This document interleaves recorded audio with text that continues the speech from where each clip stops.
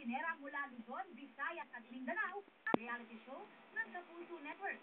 Bit nila ang actor businessman na si Marvin Agustin ang host ng show. Willing silang ipaglaban o ipagpalit kung ano mang meron sila para lang mapatunayan na ito talaga yung gusto nilang gawin, pagluluto. Meron doon, napilitan lang. Meron doon, iba ang bodyguard, pero ang passion talaga, pagluluto at pagkain. First love daw talaga ni Marvin ang pagluluto. Kaya't bagamat busy sa pag-aartista, nag-aaral siya ng pagluluto at maging pagninegosyo. At ngayon, mayroon ng successful restaurant business. Ano nga ba ang may papayo ni Marvin para maging successful din sila?